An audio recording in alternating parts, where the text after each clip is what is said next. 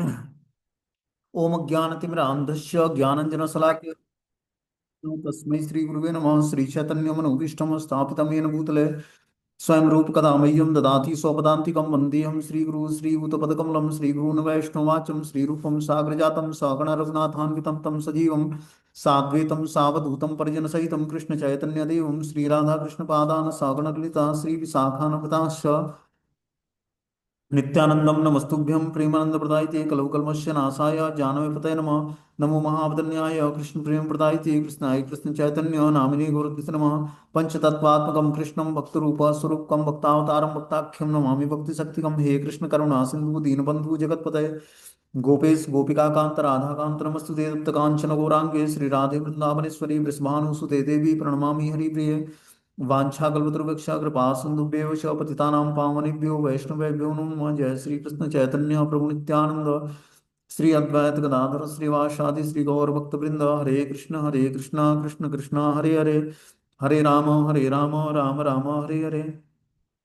तो इसमें आज हम लोग को श्रीमद् भगवद गीता अध्याय 6 और श्लोक संख्या 18 नंबर पढ़ना है। टाइटल है ध्यान योग। बोलते हैं यदा विनियतम चित्तम मात्म एवावतिष्ठति निष्क्रिया सर्व कामेभ्युम युक्तम यद्युच्यते तदा। जब योगी योगाभ्यास द्वारा अपने मानसिक कार्यकलापों को वश में कर लेता है और अध्यात्म में स्थिर हो जाता है, अर्थात समस्त भौतिक इच्छाओं से रहित हो जाता है, तो वो योग में सुस्थिर कहा जाता है। क्या बता रहे हैं कि जब योगी योगाभ्यास के द्वारा अपने मानसिक कार्यकलापों को वश में कर लेता है, तो योगाभ्यास के द्वारा जब हम अपने मानसिक कार्यकलापों को वश में कर लेंगे और आध्यात्म में स्थिर हो जाएंगे, तब समस्त भौतिक इच्छाओं से रहित होकर और योग में सुस्थिर हो पाएंगे। जब तक हम भौतिक इच्छाओं से मुक्त नहीं होंगे तब तक हम योग में स्थिर नहीं हो पाएंगे। ठीक है ना। भौतिक इच्छाओं से मुक्त होने के लिए हमें क्या करना पड़ेगा? योगाभ्यास करना पड़ेगा और मानसिक कार्यकलापों को वश में करना पड़ेगा। जो मानसिक क्रियाकलाप हैं, जो मन से उत्पन्न होते हैं, उसको हम एक्टिविटी में लाते हैं, उस क्रियाकलाप को बंद करके अध्यात्म में अपने मन को स्थिर करना पड़ेगा और भौतिक इच्छाओं से रहित होना पड़ेगा।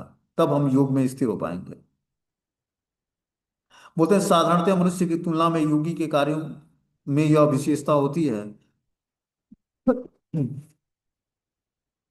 कि साधारण मनुष्य और योगी, जो योगी होता है, उसके कार्यों में क्या विशेषता होती है कि वह समस्त इच्छाओं से मुक्त होता है। जो भक्ति योगी है वो समस्त इच्छाओं से मुक्त होता है, जिसमें मैथुन प्रमुख है। मतलब वो सेक्सुअल इच्छाओं से पूर्ण रूपेण मुक्त होता है जो योगी होता है।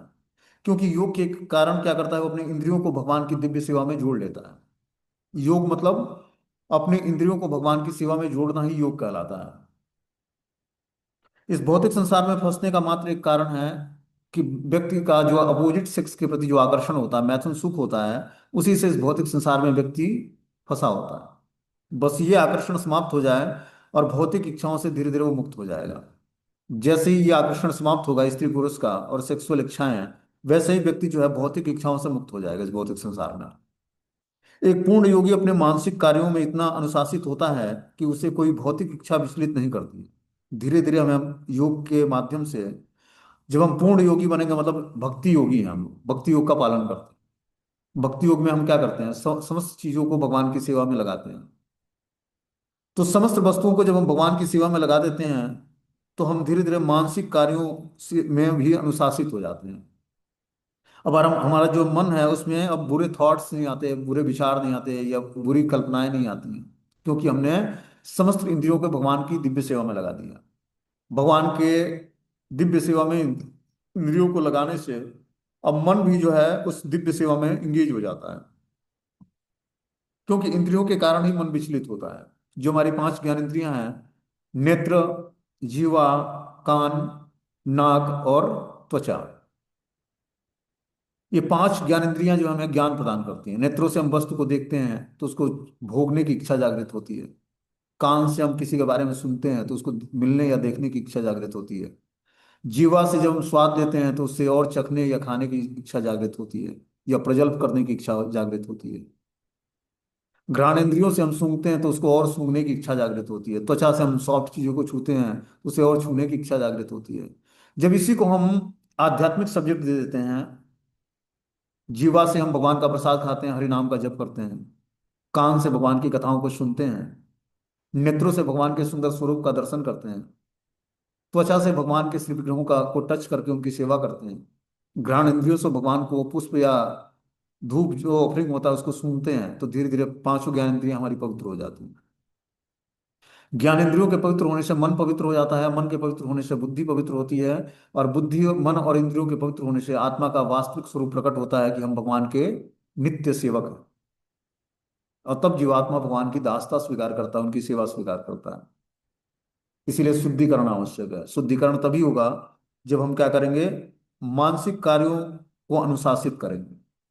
मन से भी कोई पाप का कार्य नहीं करेंगे, तब हम पूर्ण रूपेण अनुशासित हो जाएंगे, उसे कोई भौतिक इच्छा विचलित नहीं कर पाएगी। तब जब हमारा मन अनुशासित हो जाएगा, मतलब मन को हम अनुशासन में रख लेंगे, उस पर कंट्रोल कर लेंगे, तो धीरे धीरे हम भौतिक इच्छाओं से विचलित नहीं होंगे। यह सिद्ध अवस्था कृष्ण भावनाभावित व्यक्ति द्वारा स्वतः प्राप्त हो जाती है। जब हम कृष्ण भावनामृत का अनुशीलन करेंगे तो ये अवस्था हमें स्वतः ही प्राप्त हो जाएगी। जैसा कि श्रीमद् भागवतम में कहा गया है कि सवय मन कृष्ण पदारविंदो वर्चासी वैकुंठ गुणानुवर्णनम करो हरो हरे मंदिर मार्जनादिषु श्रुतिम चकारम अच्युत सत्कथोदय मुकुंद लिंगालय दर्शने दृशो तवृत्य गात्रम स्पर्शे असंगमम घ्राणम च तत्पाद सरोज सौरभे श्री मतुलस्य रसना तदर्पिते पादो हरे क्षेत्र पदानु सर्पणे शिरो ऋषिकेश पदाभिवंदने कामं च दास्य न तु काम काम्यः यथो यथो उत्तम श्लोक जनाश्रयामृति। राजा अम्बरीश ने सर्वप्रथम अपने मन को भगवान के चरण कमलों पर स्थिर कर दिया। फिर क्रमशः अपने वाणी को कृष्ण के गुणानुवाद में लगाया।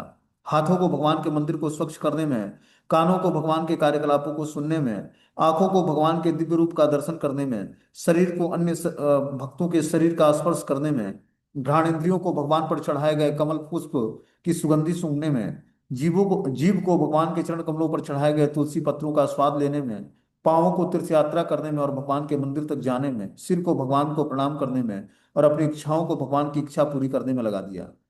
ये सारी दिव्य कार्य शुद्ध भक्त के सर्वथा अनुरूप है। इस तरह से महाराजा अम्बरीश की कथा आती है श्रीमद् भागवतम में। उन्होंने अपने समस्त क्रियाकलापों को और समस्त इंद्रियों को भगवान की दिव्य सेवा में लगाकर और अपने को शुद्ध कर दिया उन्होंने।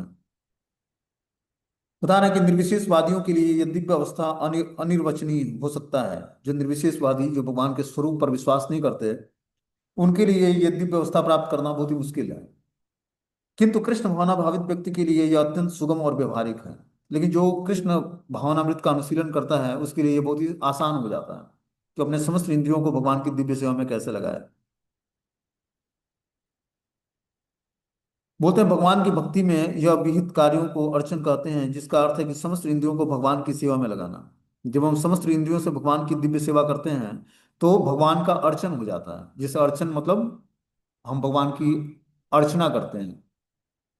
अर्चना मतलब आरती करना, ठीक है ना। तो अर्चन पद्धति को फॉलो करते हैं तो हम क्या करते हैं, बहुत सारे इंस्ट्रूमेंट भगवान की सेवा में लगाते हैं। जैसे आरती के इंस्ट्रूमेंट लगाते हैं, धूप लगाते हैं, शंख भरा जल भगवान को ऑफरिंग करते हैं, फिर जो है रुमाल ऑफरिंग करते हैं, चावल ऑफरिंग करते हैं, फूल ऑफरिंग करते हैं। उसी तरह जब हम भगवान को भगवान की सेवा में अपनी समस्त इंद्रियों को लगा देते हैं तो वो भी एक अर्चन कहलाता है। तो अपने समस्त इंद्रियों को भगवान की सेवा में लगाकर हमने भगवान की अर्चना की। इंद्रिय तथा मन को कुछ न कुछ कार्य चाहिए। कोरा निग्रह व्यवहारिक नहीं होता है। अतः सामान्य लोगों के लिए, विशेषतः जो लोग संन्यास आश्रम में नहीं हैं, ऊपर वर्णित इंद्रियों तथा मन को दिव्य कार्य की दिव्य सफलता की सही विधि यही है। और भगवत गीता के युक्त में यही कहा गया कि वो अपनी समस्त इंद्रियों को भगवान की दिव्य सेवा में लगाकर भगवान की अर्चना कर सकता है।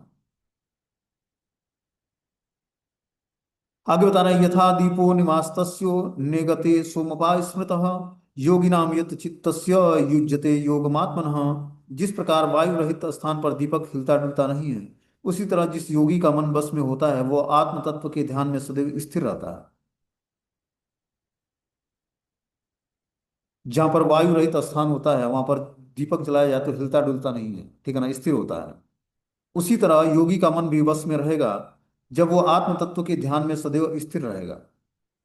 जब वो हमेशा आत्म तत्व को में अपने मन को वश में रखेगा तो ऐसा योगी जो है आत्म तत्व के ध्यान में सदैव स्थिर रहेगा। तो देखो, आत्म तत्व के ज्ञान में सदैव स्थिर रहने का के ध्यान में सदैव स्थिर रहने का क्या मतलब है। जब व्यक्ति धीरे धीरे अपने को पवित्र कर लेता है तो धीरे धीरे वो आत्म तत्व में स्थिर हो जाता है। आत्म तत्व मतलब आत्मा को तत्व से जान जाना, आत्मा और परमात्मा को, कि आत्मा भगवान का अंश है और परमात्मा स्वयं भगवान ही है।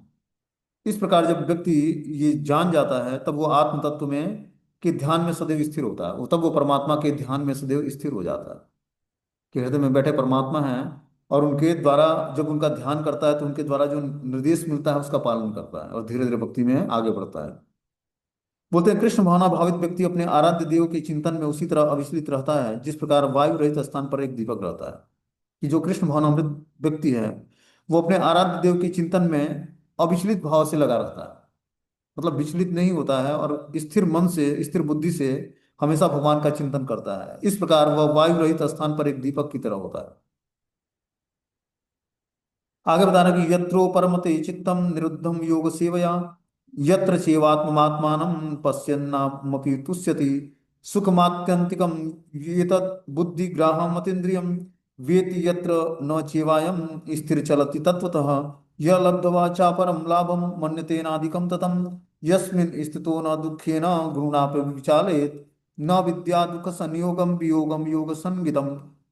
सिद्धि की अवस्था जिसे समाधि कहते हैं, मनुष्य का मन योगाभ्यास के द्वारा भौतिक मानसिक क्रियाओं से पूर्णतया संयमित हो जाता है।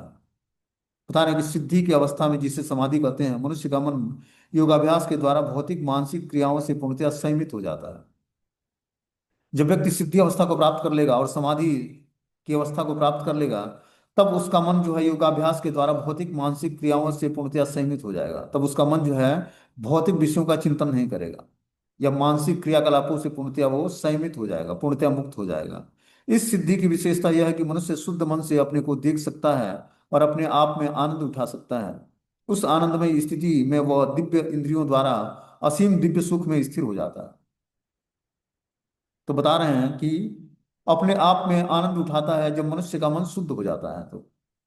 तो हृदय में बैठे परमात्मा ही उसको आनंद प्रदान करते हैं और दिव्य सुख का अनुभव करता है। इस प्रकार स्थापित मनुष्य कभी सत्य से विपत नहीं होता और इस सुख की प्राप्ति हो जाने पर वह इससे बड़ा कोई दूसरा लाभ नहीं मानता है।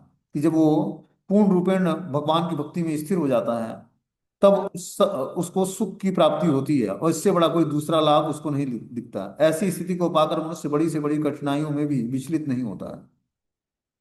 जब एक बार जब व्यक्ति को आध्यात्मिक सुख का अनुभव हो जाएगा तब वो इस सुख को छोड़कर उसको भौतिक सुख अच्छा नहीं लगेगा। ठीक है ना। लेकिन इस सुख को प्राप्त करने के लिए व्यक्ति को बहुत ही दृढ़ता पूर्वक भगवान की भक्ति में लगना पड़ेगा, तब उसको आध्यात्मिक सुख की अनुभूति होगी। जब तक हमें आध्यात्मिक सुख की अनुभूति नहीं होगी तब तक हम पूर्ण रूपेण जो है भगवान के को प्राप्त करने के रास्ते पर आगे नहीं बढ़ेंगे। अभी हमें भौतिक सुख का अनुभव होता है धन में या परिवार के जनों में, या बैचलर्स होता है तो उसको विवाह करने में वो सोचता है कि विवाह कर लूंगा तो आनंद आ जाएगा। जो पढ़ाई लिखाई कर रहा है स्टूडेंट है उसको लगता है कि जॉब मिल जाए तो आनंद आ जाएगा। तो अभी आध्यात्मिक सुख नहीं मिला है। आध्यात्मिक सुख जब मिलेगा तब व्यक्ति भौतिक सुख भूल जाएगा। और आपको बताऊं कि भौतिक सुख तो भाग्य के अनुसार आता है और चला जाता है। धन संपत्ति मिल जाना, गृहस्थी मिल जाना, विवाह हो जाना, धर्म जन्म कविता सुंदरी, ये सब मिल जाना, ये अपने भाग्य पे डिपेंड करता है। इसके लिए व्यक्ति को ज्यादा प्रयास नहीं करना है। भाग्य के अनुसार लक्ष्मी आएगी और चली जाएगी। प्रयास हमें किस चीज के लिए करना है? प्रयास भगवान की भक्ति के लिए करना है। कि भगवान को हम बता रहे हैं कि जो व्यक्ति एक बार आध्यात्मिक सुख को प्राप्त कर लेता है उसको भौतिक सुख तुच्छ लगने लगता है।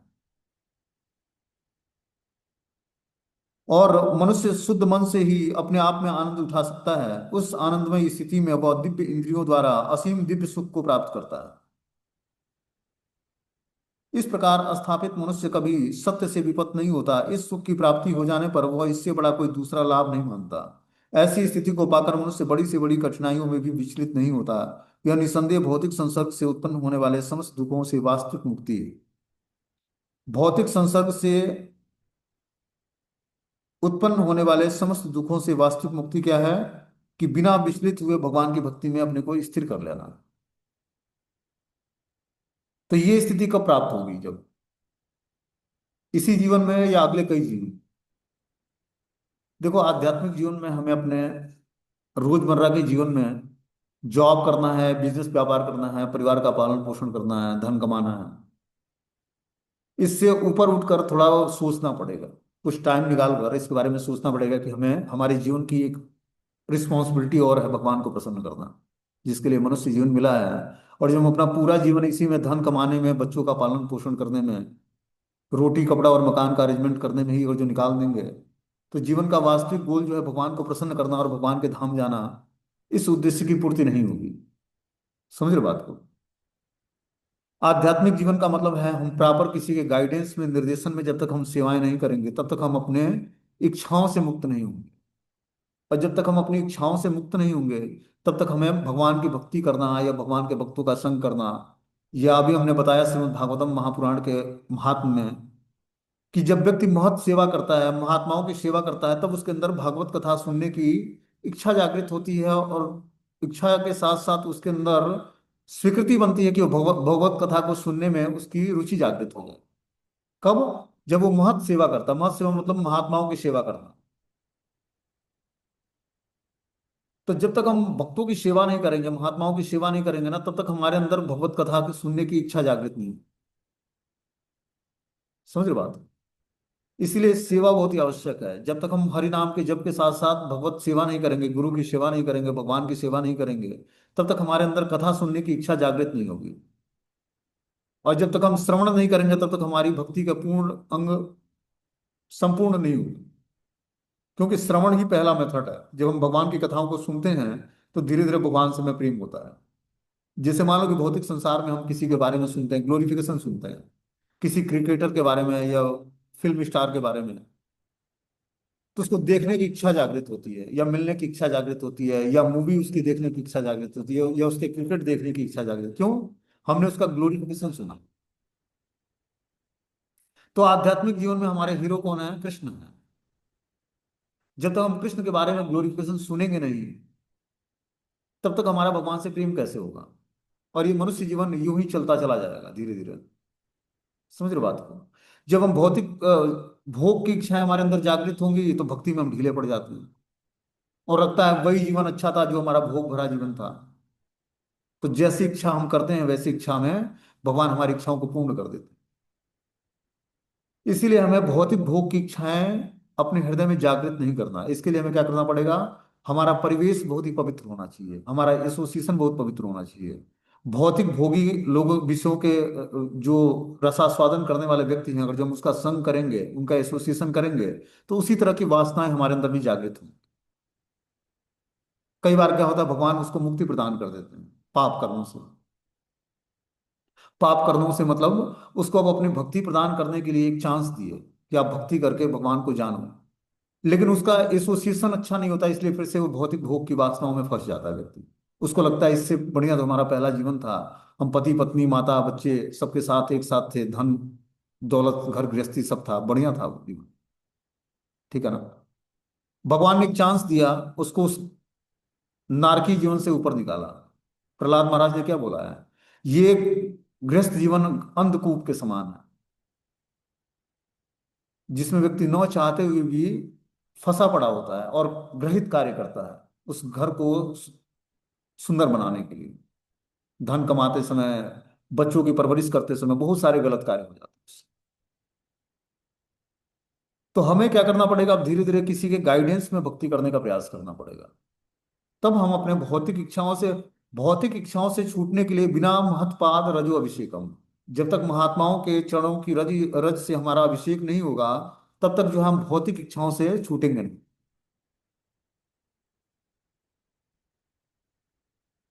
तो महात्माओं के चरणों की रज से अभिषेक करने का क्या मतलब है?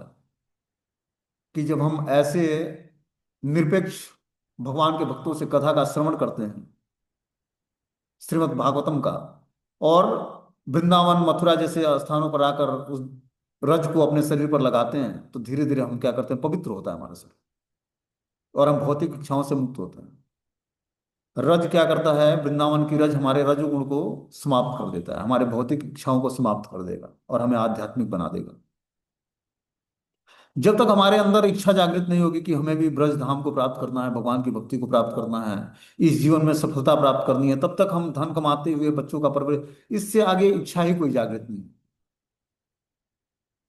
और कभी हम सोचेंगे भी नहीं कि हमें धाम की प्राप्ति होनी है, या वृंदावन धाम जाकर निवास करना है, वहां भगवान की भक्ति करनी है, और अच्छे तरीके से अपने जीवन को एक आध्यात्मिक बनाना है।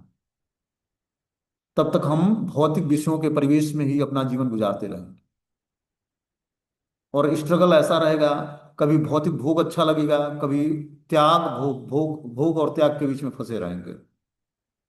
कभी त्यागने की इच्छा होगी, कभी भोगने की इच्छा होगी। जब भोग लेंगे तो उसको त्यागने की इच्छा जागृत होगी, और जब त्याग लेंगे तो उसको भोगने की इच्छा जागृत होगी। और जैसी इच्छा जागृत होगी वैसे ही भगवान फिर से चांस दे देंगे। इसीलिए जिस पापों से भगवान ने छुड़ा दिया हमें, उसको फिर से पकड़कर भोगने की इच्छा जागृत नहीं करनी। इसीलिए भगवान के भक्तों का संग करना है। हमें कृपा से गुरु का आश्रय मिला, भगवान के भक्तों का संग मिला, शास्त्र मिला। तो जब तक हम उनका आश्रय नहीं लेंगे तब तक जो है हम भक्ति में सफल नहीं होंगे। और आश्रय लेने का मतलब है कि उनके बातों को एज इट इज फॉलो करना। हम भौतिक परिवेश में ऐसे खो जाते हैं कि हमें ध्यान ही नहीं होता कि आध्यात्मिक जीवन भी है हमारा, कुछ हमारी रिस्पॉन्सिबिलिटी भी है। और उसी में हम पूरा, मतलब अपना टाइम पूरा इन्वेस्ट उसी में करते हैं, जो भौतिक विषयों के से हमें धीरे धीरे भौतिक इच्छाओं को तृप्त करने की हमारे अंदर लालसा जागृत होती है, और फिर और ज्यादा भोग, और ज्यादा और भी फंसते जाते हैं। जितना ही भोग करने की टेंडेंसी जागृत होती है, उतना ही भौतिक संसार में व्यक्ति उलझता जाता है। इसीलिए हमें धीरे धीरे अपने एसोसिएशन को पवित्र करना है। ध्यान पूर्वक हरि नाम का जप करेंगे जब हम घर में बैठकर या मंदिरों में, तब जाकर हम धीरे धीरे भौतिक इच्छाओं से मुक्ति प्राप्त करेंगे। ट्रेन का जाप या मेट्रो का जाप या बस में खड़ा होकर जाप करना, ये सब चीजें हमें आध्यात्मिक जीवन में जल्दी प्रोग्रेस नहीं दिलाएगा। हमारा जपा का जो प्रोसेस है उसको बहुत ही स्ट्रांगली फॉलो करना पड़ेगा, गुरु का आश्रय लेकर और हरि नाम का जप करके, शास्त्रों को पढ़कर धीरे धीरे आध्यात्मिक जीवन में प्रोग्रेस करना है। जिस एक्टिविटी से हमारे अंदर रजोगुण और तमोगुण की प्रधानता होती है, उस एक्टिविटी को हमें त्यागना है, और सात्विक गुणों को धारण करने के लिए सात्विक एक्टिविटी करनी है। शरीर को स्वस्थ रखने के लिए हमें भक्ति योग के नियमों का पालन करके ही हम अपने शरीर को स्वस्थ रख सकते हैं। उसमें अलग से हमें टाइम निकालकर दूसरे कार्यों में अपने टाइम को वेस्ट नहीं करना है। शरीर को स्वस्थ रखने के लिए अलग से एक्सरसाइज करने की आवश्यकता नहीं है। बस आप हरि नाम का ध्यान पूर्वक प्राणायाम की मुद्रा में बैठो, तुलसी महारानी को सामने रखो, उनके सामने बैठ के जाप करो। सारे योग भोग सब उसमें समाहित है। आपके सारे योग को, सारे भोग की वासनाओं को रेगुलेट कर देंगे माता तुलसी, क्योंकि उनके वृक्ष से सुबह बहुत ही पॉजिटिव एनर्जी मिलती है। इसलिए हमें अलग से टाइम निकालकर योगा और क्या क्या चीजें हम ज्वाइन करते हैं कि हड्डियों के ज्वाइंट खुल जाएं और ये खुल जाए, समस्त चक्र जो है शरीर में कितने पता है, 6 या 7 चक्र होते हैं। सब जो है सीधा बैठकर प्राणायाम की मुद्रा में, मतलब पालथी मारकर बैठते हो, आसनी न तो ज्यादा ऊंचा हो, न तो ज्यादा नीचा हो, और उस पर बैठकर तुलसी महारानी के सामने हरे कृष्ण महामंत्र का जाप करो। देखो सारा शरीर स्वस्थ हो जाएगा, निरोग हो जाएगा, और मस्तिष्क और ब्रेन सब कुछ बहुत ही अच्छे तरीके से कार्य करेगा। तो इसके लिए हमें ज्यादा शरीर को स्वस्थ रखने के लिए अलग से प्रयास नहीं करना है। मात्र हरि नाम के जप से ही समस्त सिद्धियां और समस्त स्वस्थता प्राप्त हो सकती है।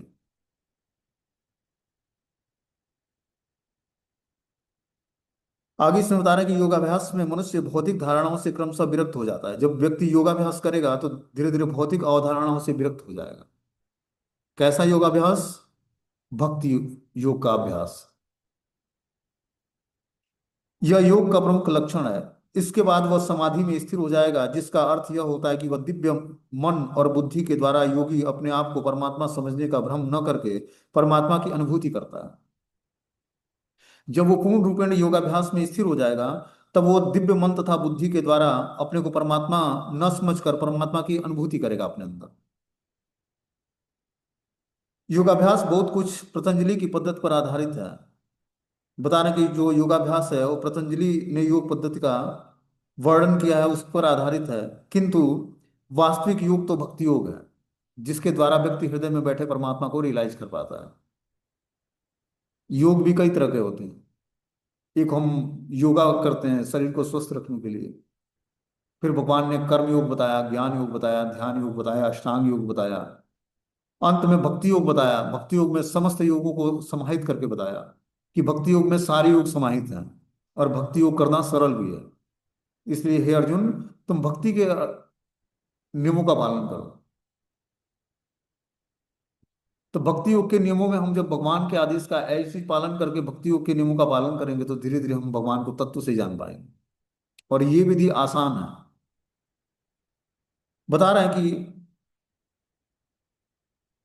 योग सूत्र में महर्षि कहते हैं कि पुरुषार्थ शून्यानाम गुणानाम प्रति प्रसव कैवल्य स्वरूप प्रतिष्ठो वा चित्ते शक्ति ही रीति। यह चित्त शक्ति या अंतरंग शक्ति दिव्य है। पुरुषार्थ का तात्पर्य है धर्म अर्थ काम तथा अंत में परम ब्रह्म से तादात्म्य या मोक्ष प्राप्त करना। अद्वैतवादी परम ब्रह्म से इस तदात्म को कैवल्यम कहते हैं, किंतु पतंजलि के अनुसार कैवल्यम वह अंतरंग या दिव्य शक्ति है जिससे जीवात्मा अपने स्वाभाविक स्थिति से अवगत हो जाता है। तो बता रहे हैं कि जो है अद्वैतवादी परम ब्रह्म से तदात्म को कैवल्यम कहते हैं, किंतु पतंजलि के अनुसार कैवल्यम वो अंतरंग या दिव्य शक्ति है जिससे जीवात्मा अपने स्वाभाविक स्थिति से अवगत हो जाए। तो पतंजलि जो बता रहे हैं कि कैवल्यम वो अंतरंग या दिव्य शक्ति है जिससे जीवात्मा अपने स्वाभाविक स्थिति से अवगत हो जाए। तो हम भी भक्ति योग का पालन करके अपनी स्वाभाविक स्थिति से अवगत होना चाहते हैं। स्वाभाविक स्थिति क्या है? जीवेर स्वरूप है नित्य कृष्ण दास। कि जीव का स्वरूप, वास्तविक स्वरूप क्या है? कि वो भगवान कृष्ण का नित्य दास है। तो ये स्थिति को ही प्राप्त करना है, इस स्थिति से हमें अवगत होना है। भगवान चैतन्य के शब्दों में यह अवस्था चेतो दर्पण मार्जनम अर्थात मन रूपी मलिन दर्पण का मार्जन करना है। यह मार्जन वास्तव में मुक्ति या भव महादावाग्नि निर्वापणम कहलाती है। कि जब हम भक्ति योग के नियमों का पालन करते हैं तो धीरे धीरे हमारा चेतो दर्पण मार्जन होता है, मतलब मन रूपी मलिन दर्पण का मार्जन हो जाता है। और ये मार्जन वास्तव में मुक्ति है या भव महादावाग्नि निर्वापणम है। कि हम इस भौतिक संसार में जो भौतिक भोग के हमारे अंदर हृदय में इच्छाएं होती हैं उससे निर्वाण पाना है। निर्वाण मतलब छुटकारा प्राप्त करना। निर्माण के बाद आध्यात्मिक कार्यकलापों की या भगवत भक्ति की अभिव्यक्ति होती है जिसे कृष्ण भावना भावित कहते हैं, कृष्ण भावनामृत कहते हैं। जब हम इन भौतिक भोग से निर्वाण पाएंगे मतलब मुक्ति पाएंगे तब हम आध्यात्मिक कार्यकलापों को करते हुए भगवत भक्ति की अभिव्यक्ति होगी और हम कृष्ण भावनामृत में स्थिर हो जाएंगे। बोलते हैं भागवतम के शब्दों में स्वरूपेण व्यवस्थित जीवात्मा का वास्तविक जीवन यही है कि भौतिक दूषण से आध्यात्मिक जीवन कि कलमश से युक्त होने की अवस्था माया कहलाती है। इस भौतिक दूषण से मुक्ति का अभिप्राय जीवात्मा की मूल दिव्य स्थिति का विनाश है। बोलते हैं, भौतिक दूषण से मुक्ति का अभिप्राय यह है कि जीवात्मा की मूल दिव्य स्थिति का विनाश नहीं है। कि और जो व्यक्ति भौतिक दूषण से आध्यात्मिक जीवन प्राप्त करता है, भौतिक दूषणों से मुक्ति प्राप्त करके और जीवात्मा अपनी मूल दिव्य स्थिति को प्राप्त कर लेता है तो ये उसका विनाश नहीं होता है। क्या होता है? उसको वास्तविक स्थिति प्राप्त होती है। पतंजलि भी इसी की पुष्टि इन शब्दों में करते हैं कि केवल स्वरूप प्रतिष्ठितो वा चित्ती शक्ति रीति। यह चित्त शक्ति या दिव्य आनंद ही वास्तविक जीवन है। तो पतंजलि भी यही बताते हैं अपने योग के माध्यम से कि जीवात्मा की वास्तविक स्थिति क्या है कि दिव्य आनंद को प्राप्त कर ले। दिव्य आनंद मतलब आध्यात्मिक आनंद। बोलते हैं यह चित्त शक्ति ही योग का परम लक्ष्य है और भक्ति योग द्वारा इसे सरलता से प्राप्त किया जा सकता है। तो जो चित्त शक्ति है उसको प्राप्त करने के लिए हमें क्या करना पड़ेगा? भक्ति योग के नियमों का पालन करना पड़ेगा। भक्ति योग का विस्तृत विवरण 7वें अध्याय में किया गया है। बता रहे हैं कि भक्ति योग का जब व्यक्ति पालन करता है तो धीरे धीरे वो जो है भक्ति योग में सरलता से स्थिर हो जाता है और इस प्रकार वो परम लक्ष्य की तरफ अग्रसर होता है। परम लक्ष्य मतलब कृष्ण की तरफ वो धीरे धीरे आकर्षित होता है। जब वो भक्ति योग का विस्तृत पालन करता है, विस्तृत नियमों का पालन करते हुए भक्ति योग का पालन करता है, तब वो क्या होता है? धीरे धीरे परम लक्ष्य के प्रति आकर्षण उत्पन्न होता है। इस अध्याय में वर्णित योग पद्धति के अनुसार समाधियां दो प्रकार की होती हैं, संप्रज्ञात और असंप्रज्ञात समाधियां। जब मनुष्य विविध दार्शनिक शोधों के द्वारा दिव्य स्थिति को प्राप्त होता है तो यह कहा जाता है कि उसे संप्रज्ञात समाधि प्राप्त हुई है। और असंप्रज्ञा समाधि में सांसारिक आनंद से कोई संबंध नहीं रहता है, क्योंकि इससे मनुष्य इंद्रियों से प्राप्त होने वाले सभी प्रकार के सुखों से परे हो जाता है। तो यहाँ पर समाधि की दो अवस्था बताई गई है, संप्रज्ञात समाधि और असंप्रज्ञात समाधि। जब मनुष्य विभिन्न दार्शनिक शोधों के द्वारा दिव्य स्थिति को प्राप्त होता है तो यह कहा जाता है कि उसे संप्रज्ञात समाधि प्राप्त हुई है। और असंप्रज्ञात समाधि में सांसारिक आनंद से कोई संबंध नहीं होता है। कि जब वो असंप्रज्ञात समाधि प्राप्त करता है तो उसको सांसारिक वस्तु व्यक्ति स्थान से कोई आनंद प्राप्त नहीं होता है, क्योंकि इसमें मनुष्य इंद्रियों से प्राप्त होने वाले सभी सुखों से परे हो जाता है। इस युग में योग की सर्वोत्तम पद्धति कृष्ण भावनामृत है, जो निराशा उत्पन्न करने वाली नहीं है। इस कलयुग में योग की सर्वोच्च पद्धति क्या है? कृष्ण भावनामृत का अनुशीलन करना। जब हम कृष्ण भावनामृत का अनुशीलन करते हैं तो यही योग की सर्वोच्च सिद्धि अवस्था है, जो व्यक्ति को निराश नहीं होने देती है। यह कृष्ण भावना भावित व्यक्ति अपने धर्म में इतना सुखी रहता है कि उसे किसी अन्य सुख की आकांक्षा नहीं रह जाती। तो जब हम कृष्ण भावनामृत के रास्ते पर चलते हैं, इसके नियमों का पालन करते हैं, तो हमें कोई अन्य आकांक्षा नहीं रह जाती है। यही हमें सेटिस्फेक्शन प्रदान करता है। हमने क्या बताया कि जिस तरह से भोजन करने पर हमें तुष्टि पुष्टि और क्षुधा निवृत्ति, ठीक है ना, भोजन करते हैं तो क्या होता है? तुष्टि मिलती है। तुष्टि मतलब सेटिस्फेक्शन। और पुष्टि, पुष्टि मतलब पौष्टिकता मिलती है, एनर्जी मिलती है। और क्षुधा निवृत्ति, और क्या होता है? पेट भर जाता है। उसी तरह भक्ति करके हमें तुष्टि पुष्टि और क्षुधा निवृत्ति, ये भक्ति से भी मिलती है। तो तुष्टि कैसे मिलती है? हमारी आत्मा की जो वास्तविक नीड है भक्ति, उसको करके हम आत्मा को संतुष्ट कर लेते हैं, सेटिस्फेक्शन प्राप्त होता है आत्मा में। और आध्यात्मिक पोषण होता है हमारा, तो पुष्टि मिल जाती है, पौष्टिकता मिल जाती है।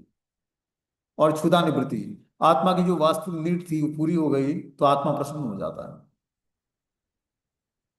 तो जिस तरह पेट को आहार देने पर हमें धीरे धीरे पौष्टिकता मिलती है और हम क्षुधा निवृत्त मतलब पेट भर जाने पर हम भूख का अनुभव नहीं करते, उसी तरह भक्ति करने से हम आत्मा के वास्तविक आनंद को प्राप्त करते हैं। ठीक है। आगे बता रहे हैं कि इस युग में योग की सर्वोत्तम पद्धति कृष्ण भावनामृत है, जो निराशा उत्पन्न करने वाली नहीं है। एक कृष्ण भावना भावित व्यक्ति अपने धर्म में इतना सुखी रहता है कि उसे किसी अन्य सुख की आकांक्षा ही नहीं रह जाती है। इस दम्भ प्रधान युग में हठ योग, ध्यान योग और ज्ञान योग का अभ्यास करते हुए अनेक अवरोध आ सकते हैं, किंतु कर्म योग या भक्ति योग के पालन में ऐसी समस्या सामने नहीं आती है।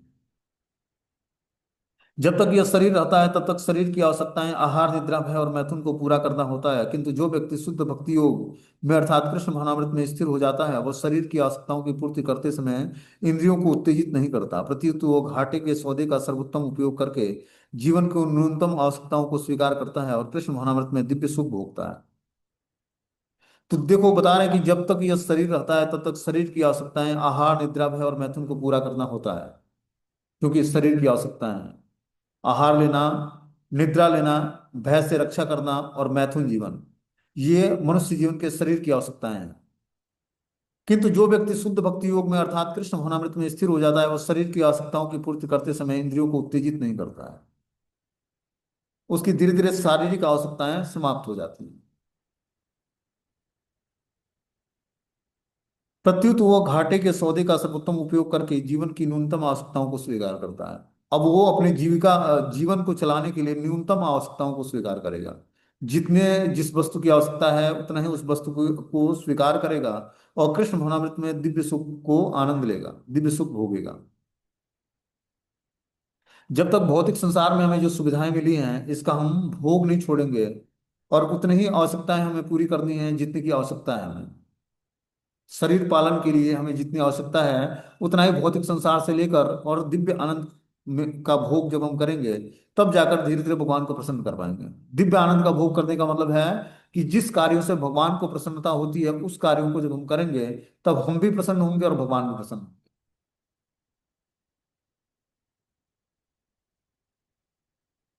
आगे बताने की सह निश्चयन यो अव्यक्यो योगो अनिर्वाणी चेतसा संकल्पम प्रभवा काम स तत्वा सर्व नशेषत मन सेवेंद्रिय ग्राम विनियम्य समन्ततः। मनुष्य को चाहिए कि संकल्प तथा श्रद्धा के साथ योगाभ्यास में लगे और पथ से विचलित न हो।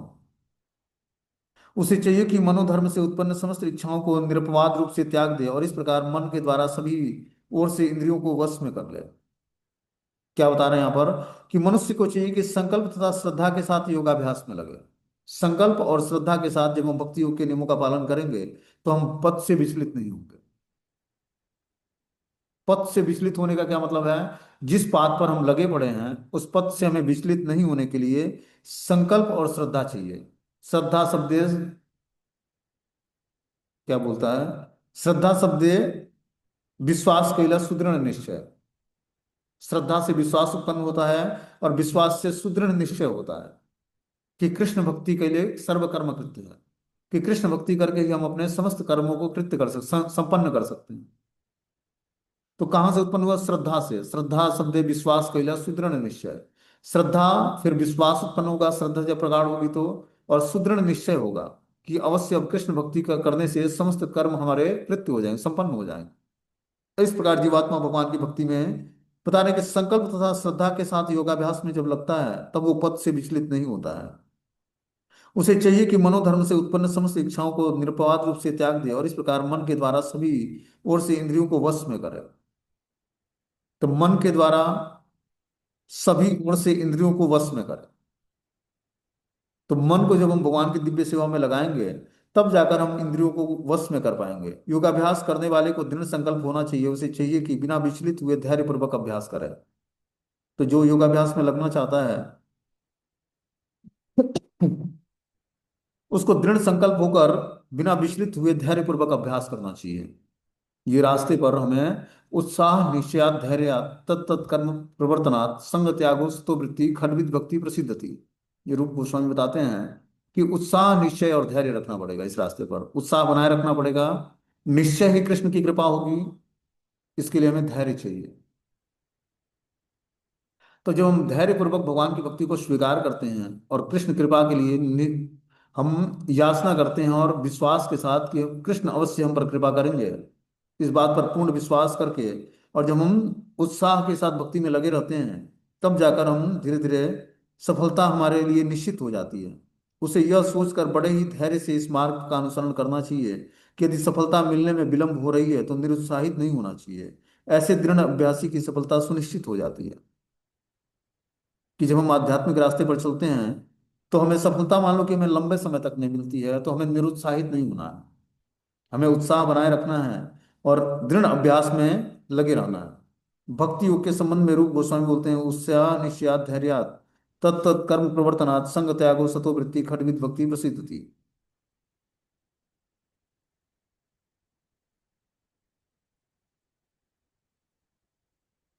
मनुष्य पूर्ण हार्दिक उत्साह धैर्य और संकल्प के साथ भक्ति योग का पूर्ण रूपेण पालन करके भक्तों के साथ रहकर निर्धारित कर्मों के करने और सत्कार्यों में पूर्णतया लगे रहने से वो प्राप्त कर लेता है। जहाँ तक संकल्प का की बात है, मनुष्य को चाहिए कि उसे गौरैया का आदर्श ग्रहण करना चाहिए जिसके सारे अंडे समुद्र की लहरों में मग्न हो गए थे। कहते हैं कि गौरैया ने समुद्र तट पर अंडे दिए किंतु विशाल समुद्र ने उसे अपने लहरों में समेट लिया। इस प्रकार गौरैया अत्यंत क्षुब्ध हो गई। उसने समुद्र से अंडे लौटाने के लिए याचना किया किंतु समुद्र ने उसकी प्रार्थना पर कोई ध्यान नहीं दिया। अतः उसने मनुष्य को समुद्र को सुखा डालने की ठान ली।